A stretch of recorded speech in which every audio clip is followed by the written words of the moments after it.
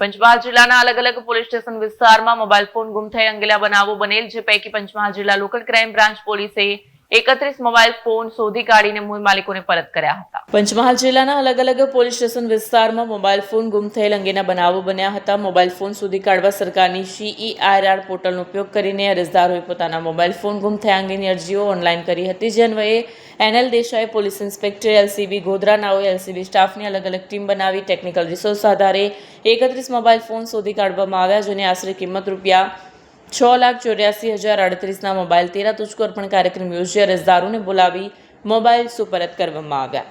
Video journalist Siraj Jargal સાથે Satya TV news Godhra. Panchmahal જિલ્લાના નાગરિકો દ્વારા નજીકના ભૂતકાળમાં ગુમ થયેલ મોબાઈલો બાબતે CERR પોર્ટલ દ્વારા LCB પંચમહાલ દ્વારા રિકવર કરવામાં આવેલ, જે કુલ 31 મોબાઈલો આજે તેના મૂળ ધારકોને પરત કરવામાં આવેલ છે અને તેઓ તમામે ખૂબ જ ઉત્સાહપૂર્વક અને પ્રોત્સાહિત થઈને આ કાર્યક્રમને વધાવેલ છે.